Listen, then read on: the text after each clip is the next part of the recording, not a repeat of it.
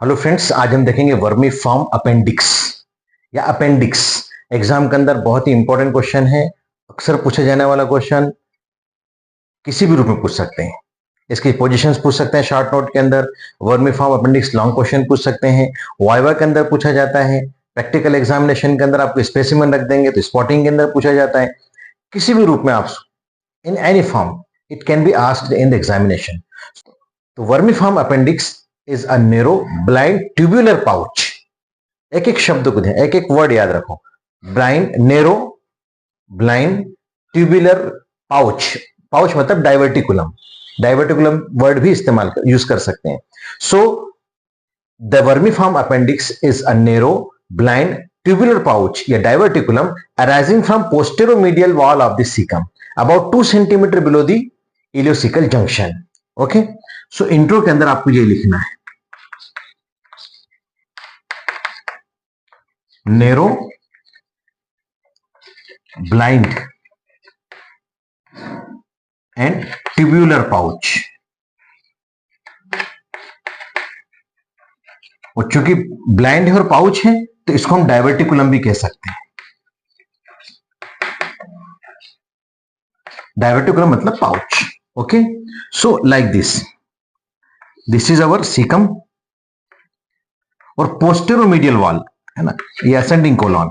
और यहां से इसका एक लेवलिंग आती है, इसको हम बोलते हैं टीनिया कोलाई, है ना।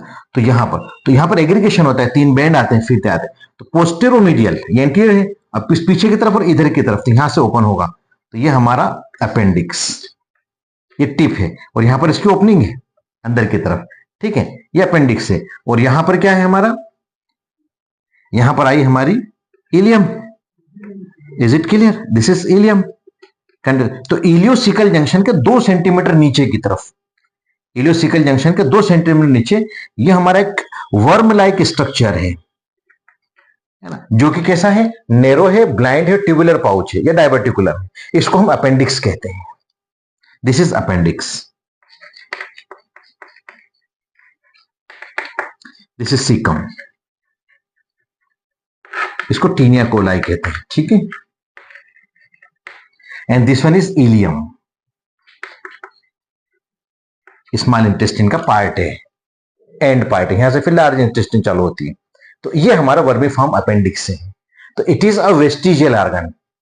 वेस्टिजियल ऑर्गन है, बहुत ज्यादा यूज का है ही नहीं, यूज का मतलब है ना। And considered as a part of GIT, but कैसे कंसिडर करता हम इसको, जीआईटी गैस्ट्रोइंटेस्टिनल ट्रैक्ट का पार्ट करते हैं। Which contains abundant lymphoid tissue, जिसके अंदर बहुत सारे लिम्फाइड टिश्यू होते हैं। तो लिम्फाइड टिश्यू ज्यादा होंगे तो उसको क्या कहते हैं, टॉन्सिल कहते हैं। ठीक है, क्योंकि टॉन्सिल की डेफिनेशन क्या थी, aggregation of lymphoid tissue is known as tonsil. So it is also known as abdominal tonsil. Viva के लिए या एमसीक्यूज के लिए क्वेश्चन याद रखना आपने, आगे और बताऊंगा मैं डीप में इसको। ठीक है, तो ये आपको इंट्रोडक्शन के अंदर लिखना है। एम्ब्रियोलॉजी, सेकंड पॉइंट हम लिखेंगे एम्ब्रियोलॉजी। Second point embryology. तो embryologically it is derived from midgut. कहां से बनता है, मिडगट से आता है साहब, it is originate from midgut. ठीक है, embryologically it is derived from midgut. Parts की बात करेंगे, थर्ड इसका पॉइंट होगा पार्ट्स। इन्हीं पॉइंट्स में बहुत शॉर्ट में आप याद रखें, सारी चीजें याद रखें। इंट्रो दे दो, एम्ब्रियोलॉजी दे दो, पार्ट्स दे दो। इसके 3 पार्ट हैं, देखो दिख रहे हैं हमको, एक बेस है, एक बॉडी, एक टिप है। तो 3 पार्ट है। बेस है, बेस कांस्टेंट होता है, स्टेबल होता है, फिक्स। एक बॉडी होती है जो दिख रही है हमको, ये बॉडी है पूरी, और इसका टिप है, this part is known as tip. तो tip is highly movable and variable in position. ये किसी पोजीशन में हो सकता है, मैं बताऊंगा आपको इसकी पोजीशंस ऑफ द अपेंडिक्स। ठीक है, अलग अलग पोजीशन बताऊंगा। तो ये याद रखा आपने, बेस कांस्टेंट होता है, स्टेबल होता है। ठीक है, और इसके बाद इसकी बॉडी होती है और इसकी जो टिप है वेरिएबल इन पोजीशन होती है। ठीक है, अच्छा एक और चीज, जो अपेंडिकुलर ओरिफिस जो होता है, it is guarded bye semilunar valve. यहां पर एक वाल्व होता है जो कि सेमीलुनर होता है। ठीक है, और इसको हम कहते हैं valve of garlic. Valve of garlic, ये एक सेमीलुनर वाल्व है यहां पर। ठीक है, सेमीलुनर वाल्व है, तो ये भी आप याद रखो। तो वाल्व ऑफ अपेंडिक्स या appendicular orifice is guarded by semilunar valve which is known as valve of गार्लिक। ओके, नेक्स्ट हमारी हेडिंग होगी डायमेंशंस, अब इसके डायमेंशंस की बात करेंगे कि इसका साइज क्या होता है, लेंथ कितनी होती है। तो साइज अगर आप देखें इसका तो 2 to 20 सेंटीमीटर होता है, एवरेज के अंदर 9 सेंटीमीटर, इतना मिलता ही है, लेकिन इसकी वेरिएशन है 2 to 20 सेंटीमीटर। साइज, लेंथ की बात करें, ठीक है, इसकी लेंथ की बात करें तो ये है, ठीक है। और इसका डायमेंशन देखें तो डायमेंशन मतलब इसकी चौड़ाई कितनी होती है, तो 6 to 8 मिलीमीटर, 6 to 8 मिलीमीटर, और एवरेज के अंदर 5 मिलीमीटर है। Is it clear? तो इसकी डायमेंशन हो जाएगी। तो ल्यूमन जो होता है इसका, lumen is quite narrow and can be obliterate या may be obliterated after mid adult life. एक मिड एडल्ट लाइफ के अंदर ऑटोमेटिकली ऑब्लिटरेट हो जाता है क्योंकि ल्यूमन इसका नेरो होता है, ठीक है। अब हम बात करेंगे लोकेशन की, कहां होता है लोकेशन। तो लोकेशन में आप लिखेंगे appendix is located in the right iliac fossa, base is fixed to the caecum while tip is highly variable in position. अक्सर हम बनाते हैं, हमारा एब्डोमेन है,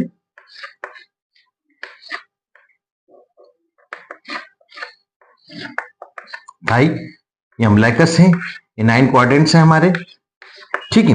तो 9 क्वाड्रेंट्स में राइट इलियक फोसा यहां पर, इसकी पोजीशन यहां होती है राइट इलियक फोसा के अंदर, ठीक है, 9 क्वाड्रेंट्स में। तो it is located in the right iliac fossa. इसका जो बेस है फिक्स है और टिप जो है वेरिएबल इन पोजीशन होती है। This is location. अब सरफेस मार्किंग की बात करेंगे हम, नेक्स्ट इसकी हेडिंग लेंगे सरफेस मार्किंग। तो सरफेस मार्किंग देखने के लिए ये हमारा एंटीरियर सुपीरियर इलियक स्पाइन है, ये प्यूबिक सिम्फाइसिस है, okay, anterior superior iliac spine, और ये हमारा अम्बलाइकस है। तो एक लाइन हम खींचेंगे,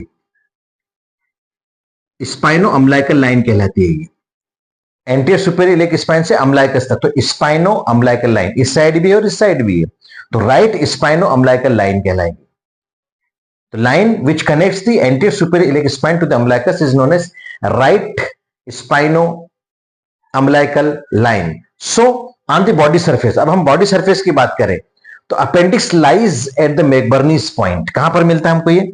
मैकबर्नीज पॉइंट। अब मैकबर्नीज पॉइंट कहां होता है? McBurney's point is site of maximum tenderness during appendicitis. जब अपेंडिसाइटिस होता है, इन्फ्लेमेशन हो जाता है, अपेंडिक्स के अंदर बीमारी लग गई, इन्फेक्शन हो गया, अपेंडिक्स सबको है, बस अपेंडिसाइटिस हुआ, इन्फ्लेमेशन हुआ, तो जो साइट ऑफ मैक्सिमम टेंडरनेस है उसको हम कहते हैं मैकबर्नीज पॉइंट। क्या कहते हैं? McBurney's point. तो साइट ऑफ मैक्सिमम टेंडरनेस ये कहां होता है? Lateral 1/3 and medial 2/3 junction between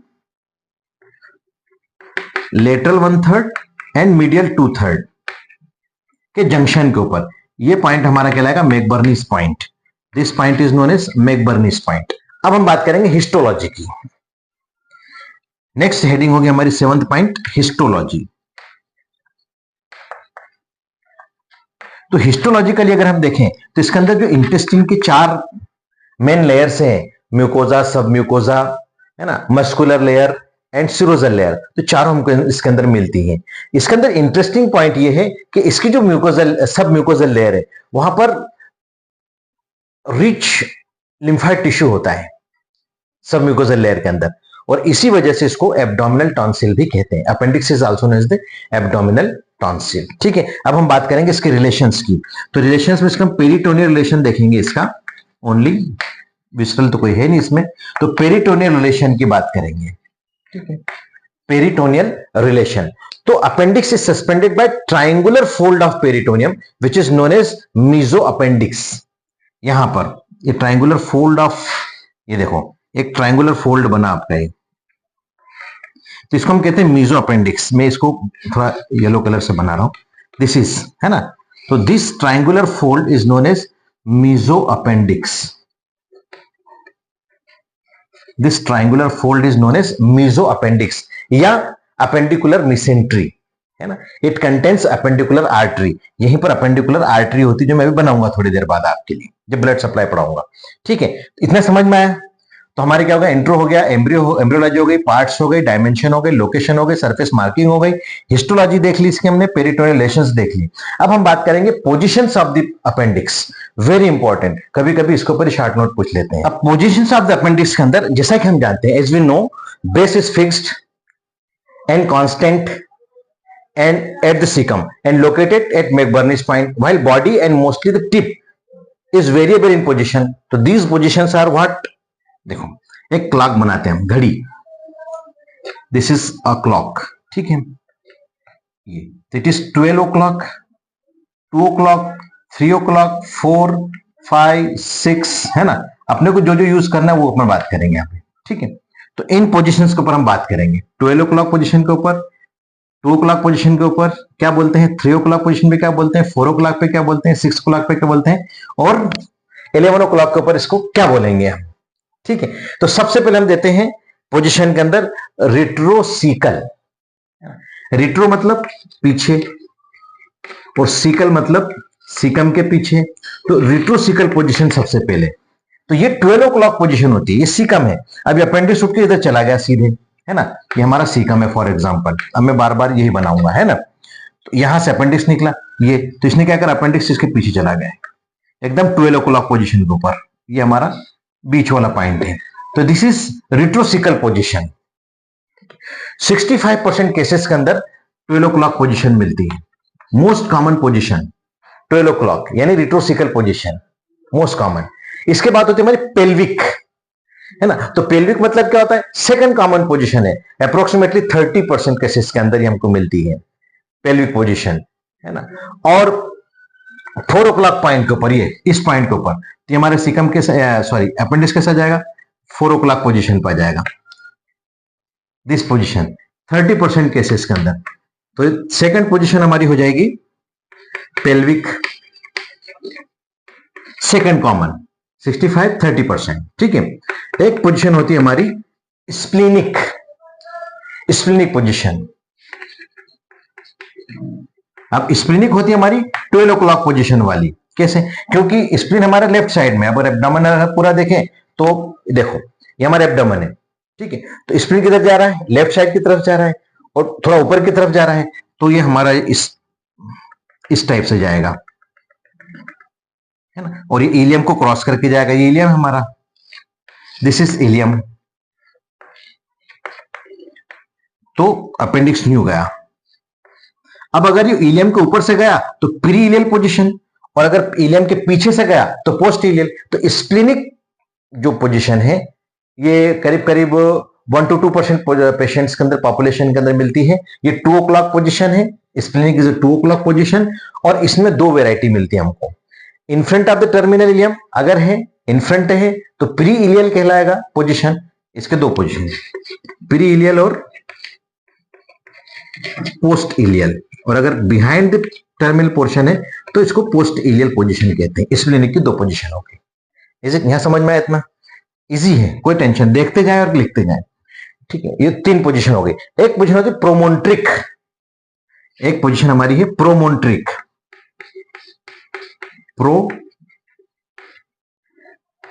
प्रोमोन्टरिक।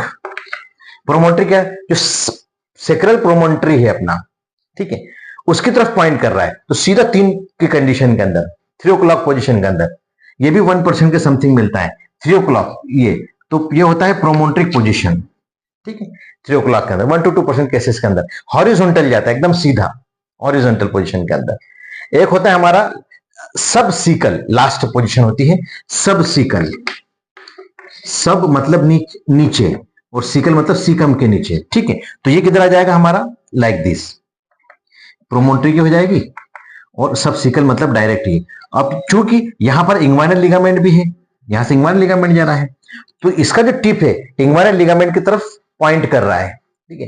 तो इसको कहते हैं mid inguinal position, mid inguinal position भी कहलाती है। कौन सी, सब सीकल पोजीशन। ये भी 1 to 2% केसेस के अंदर मिलती है, और ये 6 o'clock पोजीशन है, दिस पोजीशन इज 6 o'clock, ये 6 है ना, तो 6 o'clock पोजीशन हो जाएगी यहां पर। आ गया समझ में। तो these are the positions of the appendix. We will discuss about the blood supply of the appendix. तो ये हमारी सुपीरियर मेसेंट्रिक आर्टरी है, इससे हमें इसकी ब्रांच निकली इलियोकोलिक आर्टरी, ठीक है। इलियोकोलिक की ब्रांच है अपेंडिकुलर आर्टरी, इलियोकोलिक की ब्रांच है, इलियोकोलिक है ना, इसकी ब्रांच निकली अपेंडिकुलर आर्टरी, यूं आई। क्योंकि ये एंड आर्टरी है, यहां पर आकर खत्म हो जाती है, मतलब छोटी छोटी ब्रांच अपेंडिक्स को सप्लाई करती। इसके पहले ये एंटीरियर सीकल ब्रांच देती है और एक पीछे से इसके आती है पोस्टीरियर सीकल ब्रांच। ठीक है, ये देखो, ये एंटीरियर सीकल ब्रांच है, पोस्टीरियर सीकल ब्रांच है, और ये इसके अपेंडिकुलर आर्टरी है। और चूंकि ये एंड आर्टरी है तो एनी ऑब्लिटरेशन या any blockage of the here leads to ischemia और गैंग्रीन ऑफ द अपेंडिक्स। ठीक, तो सुपीरियर मेसेंट्रिक आर्टरी, इसकी ब्रांच निकली इलियोकोलिक आर्टरी, इसकी ब्रांच निकली अपेंडिकुलर आर्टरी।